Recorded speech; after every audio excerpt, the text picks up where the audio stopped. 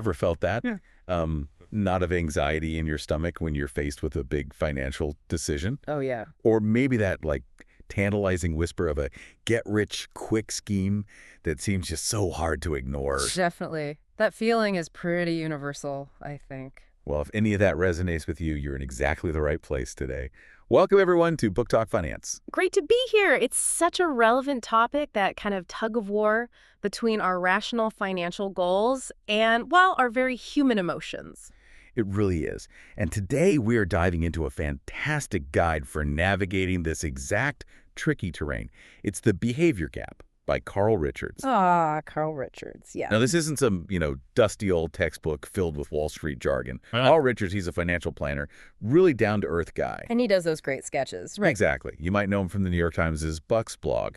He has this incredible knack for taking really complex financial ideas Yeah. and just making them crystal clear, often with just a simple drawing. Yeah. He really gets why we stumble with our money. He does. And I think what really stands out about Richards is how he translates these sort of academic financial ideas into practical everyday wisdom. You can tell his experience working directly with people gives him this deep understanding of the real challenges we face. That's it. So the focus of our book talk, Finance Today, is going to be laser sharp. We're going to unpack the core insights from the behavior gap. We want to really understand how our emotions, those gut reactions, so often lead us down the wrong financial path. And how to maybe avoid that. Exactly. Mm-hmm. We'll explore how to spot these patterns in ourselves and, crucially, how to start making much more thoughtful, more effective decisions with our money. Sounds good.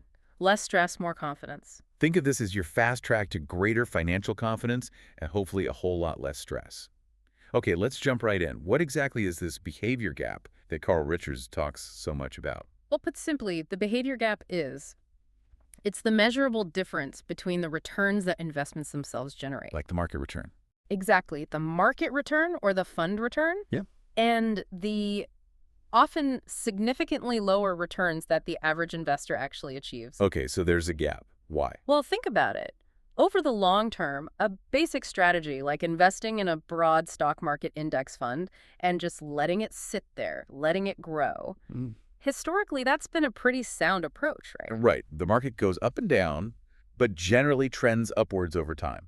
Set it and forget it. That's the theory, but There's always a but. there's always a but. And the but is human behavior. As Richards brilliantly illustrates, we tend to get in our own way. How so? We react. We react to market news. We try to predict the next big thing. We chase trends. Or we panic when things go down. Precisely. We often end up buying or selling based on fear or excitement, usually at exactly the wrong moments. So buying high and selling low, basically. That's the classic pattern. And all this constant tinkering, this emotional trading, it erodes our potential returns. It creates that frustrating gap. Yeah. We end up with less money than our investments could have realistically earned for us if we'd just stayed the course. It's like we have this amazing financial engine, maybe a simple index fund, but we keep slamming the brakes or flooring the gas pedal at all the wrong times. That's a great analogy. So what are the biggest emotional drivers then? You mentioned fear and excitement. What does Richards say are the main culprits causing us to act against our own best interests? Yeah, he really pinpoints two main ones. Fear and greed. A classic. The absolute classics. The fear of losing money is incredibly powerful. It's visceral. It can drive us to sell everything when the market drops, often after the worst has already happened, basically locking in those losses because we just can't stand the thought of it going down further. Makes sense. And greed. Well, that's the flip side, isn't it? The allure of quick, substantial gains. Greed can lead us to chase speculative bubbles, jump into trendy investments when prices are already sky high. Fear of missing out. FOMO. Exactly. FOMO is a huge part of greed in this context. It increases our risk of a really painful fall when that bubble bursts. And the book, I remember, is just full of these vivid historical examples where you see these emotions playing out on a massive scale, right? Oh, absolutely. He really paints a picture. He talks about the atmosphere during the 2009 financial crisis. Yeah, I remember that feeling. The market had plummeted, and the overwhelming feeling was just sheer panic. People were genuinely terrified. They felt they had to sell their stocks, often at rock-bottom prices, because the fear of more losses was just unbearable. It felt like financial Armageddon to a lot of folks. And then you have the complete opposite end of the spectrum, like the dot-com boom in the late 90s, early 2000s. Oh, a perfect storm of greed and FOMO. Investors were so eager, so desperate to get in on the soaring tech stocks. Richards points out people were borrowing against their homes. Wow. Taking on serious debt. Huge debt. To buy these often totally unproven tech companies, the NASDAQ queue was just going vertical. He highlights this incredible statistic. $44 billion poured into stock mutual funds in January of 2000 alone. A record at the time. Just unbelievable. And, of course, we all know how that story ended. The bubble burst. Precisely. The market peaked, crashed, and burned for many. But it's important, and Richards makes this point too, it's not just about the peaks. Even at the very bottom of the market, say October 2002, after huge declines, People were still scared. they were still pulling money out of stock funds at an alarming rate. Fear was still driving the bus, even when things were arguably cheap. So where were they putting that money instead, if not stocks? Mostly into bond funds, which ironically weren't necessarily offering amazing value at that exact moment. Right. It's this recurring pattern he emphasizes. We tend to buy when we feel good, when things look rosy, which is usually when prices are high and risk is potentially greater. And we sell when we're scared, after prices have already tanked. Exactly. He touches on other manias too, like the rush into emerging markets around 2004, the housing boom leading up to 2008. It's the same emotional cycle playing out again and again. It really makes you think, doesn't it? How often our gut instincts in the financial world seem to be completely backward. We're drawn to what feels safe after it's become expensive, and we shy away from opportunity when things look the bleakest. It's counterintuitive to how markets often work. Now, here's where it gets really interesting for me. Richards also explores this idea that we try to create this, illusion of control over our finances by making things way too complicated. Yes, that's a critical insight. As humans, we crave certainty, right? We want to feel prepared for whatever might happen. Naturally. But this can lead us down this rabbit hole of creating incredibly intricate financial plans, trying to account for every single possible scenario, no matter how remote. Hedging every possible bet. Yeah, but the fundamental truth is the future is inherently uncertain. It's unpredictable. We just don't know exactly what's coming. And he uses that wonderful personal story about his skis, right, to illustrate this. He does. It's brilliant. Living in Park City, Utah, obviously skiing is a big deal. He had accumulated 4 different pairs of skis. 4 pairs. Yeah, each one designed for very specific snow conditions, powder skis, carving skis, all mountain skis, you name it. Ready for anything. Theoretically. But then, one morning, a friend comes to pick him up for some backcountry skiing, and Richards finds himself completely stuck, frozen. Why, he had all the gear. Exactly. He had all the specialized equipment supposed to make him ready for anything, yet he couldn't even decide which skis to take. He was paralyzed by the sheer number of options. Analysis paralysis. The paradox of choice. Precisely. So what was the big lesson he took from that ski dilemma? What did he do? Well, it was a real aha moment for him. He realized that trying to meticulously plan for every single possible snow condition, every outcome, had actually led to inaction and a lot of frustration. So he got rid of 3 pairs, kept only his trusty all-around favorites. They weren't perfect for every single situation, maybe, but they allowed him to do what he actually loved. Just get out there, move freely, move quickly in the backcountry. I love that. And the parallel to our financial lives is so clear, isn't it? We often accumulate so many complex investment strategies, so many different accounts, different products, trying to be prepared for absolutely anything. And we just get overwhelmed. We get overwhelmed, we lose sight of our fundamental financial goals. Often simplicity, just focusing on what truly matters, is far more effective. It's almost like advocating for a kind of financial minimalism. Strip away the unnecessary complexity. Focus on what actually moves the needle for you. Oh, it's a great way to put it. I love that analogy. Right? And speaking of focusing on what matters, Richards really hammers home this point that we often get distracted chasing these vague financial fantasies like beating the market, instead of taking the time to truly define what we want our money to do for us, what our actual goals are. This is where the book really pushes for some, deep self-reflection. It's easy to get caught up in trying to find that mythical perfect investment or constantly trying to outperform everyone else. The holy grail of investing. Right. And we completely lose sight of the why. Why are we investing in the first place? Richards challenges us to ask some fundamental questions. What do we really want our money to enable us to do? Beyond just getting richer. Exactly. What are our core values? What are the most important life goals that our finances should be supporting? It's not just about the number in the account. It's about the life that number allows us to live. Quality time with family, maybe pursuing a passion, feeling secure in retirement. Precisely. Or just having the freedom to make choices that align with who we are. And our financial decisions should be intentionally linked to these deep-seated desires. That takes work, though, that kind of introspection. It does take work, which is probably why many of us tend to avoid it. But Richards argues, once you gain that clarity about what truly matters to you, a lot of the day-to-day financial decisions They become clearer. much clearer. How much insurance do I really need? Where should I allocate my investments? Should I take that new job? The answers start to align with your actual life goals, not just some abstract financial target. It really shifts the focus, doesn't it? From this potentially endless pursuit of more to a much more intentional, values-driven approach to managing our money. Absolutely. Now, another fascinating and maybe slightly scary concept Richards gets into is the danger of relying on the greater fool theory, and also our persistent attempts to time the market. Right. The greater fool theory, that's a particularly risky game. It's basically when you knowingly buy an overvalued asset. Something you know is too expensive. Yeah, maybe. Not because you believe in its fundamental worth, but purely because you're betting, you're speculating, that you'll find someone else a greater fool who'll be willing to pay an even higher price for it later on. Passing the hot potato. Exactly. And Richards rightly points out the massive flaw. What happens when you run out of greater fools? When the music stops? Someone gets left holding the bag. Precisely. As Warren Buffett famously said, only when the tide goes out do you discover who's been swimming naked. It's pure speculation, not investing. Just gambling, really. Hoping someone else is more rational than you are.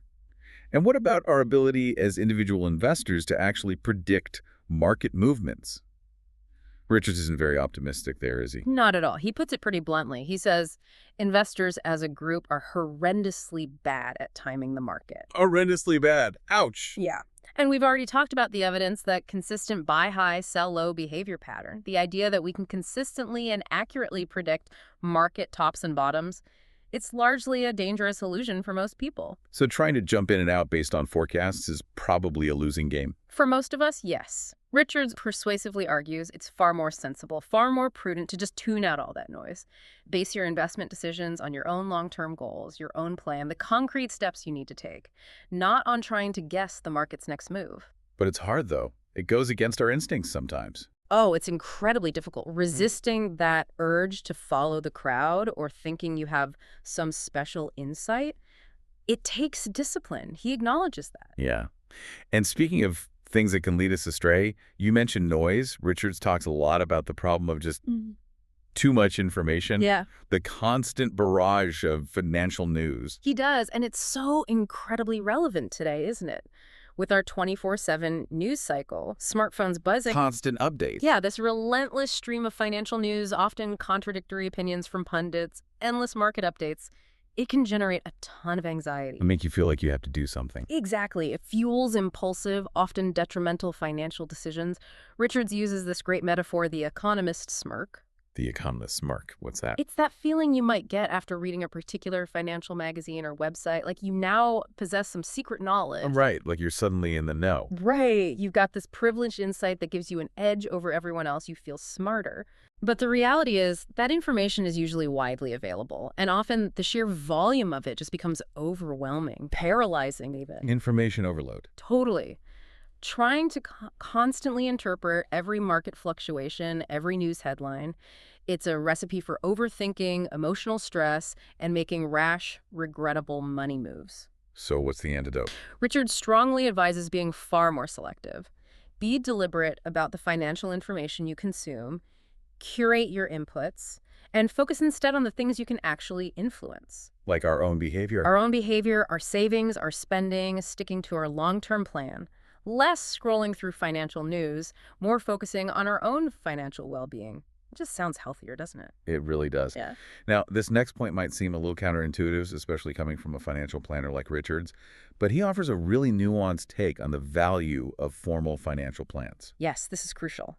He makes a key distinction between the static document, the thing we call a plan, and the ongoing dynamic process of financial planning. He actually says, quite provocatively, that plans are worthless. Worthless from a planner. Well, he clarifies. He means that any highly detailed projection stretching far out into the future is almost certainly going to be wrong. It's likely to be derailed by unforeseen events. Life happens. Right. We simply can't predict everything. Job changes, health issues. Exactly. Unexpected medical expenses, maybe family needs change, the economy shifts. These things are just part of life, and they can quickly make even the most meticulously crafted, spreadsheet-heavy financial plan totally obsolete. So should we just not bother planning at all? No, that's not it. He emphasizes that the process of planning, that continuous, reality-based approach, is absolutely invaluable. Okay, so the doing of planning, not the finished document. Precisely. It involves regularly setting goals, yes, but also honestly assessing where you are right now financially, and then making informed decisions based on what's actually happening in your life, in the world. It's about cultivating adaptability. Being flexible. Being flexible, engaging in regular evaluation of your progress, and making sure your financial actions stay aligned with your current motivations and circumstances, not some plan you made 5 years ago under different assumptions. So less like a rigid blueprint, more like a flexible framework for making good decisions as life unfolds. That's a perfect way to describe it. And our emotions. Mm-hmm. How do they fit into this ongoing decision-making process? Because we know they can trip us up. Right. As we've discussed, emotions are incredibly powerful drivers, often to our detriment. Fear, greed, even just like sentimental attachment to investments we've held for a long time. Holding on to that stock your grandpa gave you, even if it's not doing well. Exactly. That can lead to costly errors. So to help us navigate these emotional currents, Richards introduces a really insightful, really practical tool he calls the overnight test. The overnight test. Okay, I'm intrigued. How does that work? Okay, imagine this. Overnight, magically, all of your current investments were sold, liquidated. And the next morning, you wake up and your entire portfolio value is just sitting there as 100% cash in your account. A clean slate. A completely clean slate. Now, you ask yourself this critical question. Knowing what you know now, would you go out and repurchase the exact same portfolio of investments you held yesterday? That's a tough question. It is. And you have to be really honest with yourself. If the answer is no, Which it might be for some things. probably would be for some things for most people. If the answer is no, then the follow-up questions are, what would you change? What would you buy instead? And maybe even more importantly, what's stopping you from making those changes right now? Wow. That really cuts through the emotional attachment, doesn't it? It does. It's like hitting the reset button mentally. It helps strip away that baggage, that inertia we might have with our existing holdings, and forces us to objectively consider if they still make sense for our current goals and risk tolerance. A really powerful thought experiment. I like that. So ultimately, instead of wrestling with unpredictable markets or complex forecasts, what should we be focusing our energy on?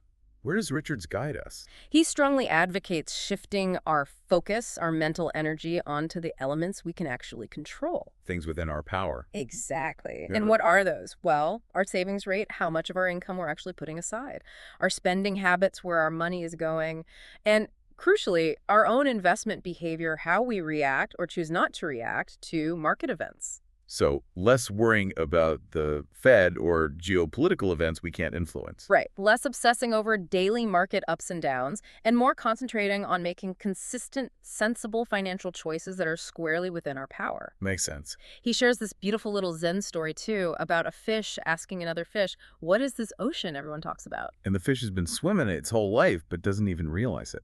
Exactly. It's a powerful reminder that we're often so immersed in the world of money, its rules, its anxieties, that we fail to consciously recognize its fundamental role in our lives. We just swim in it.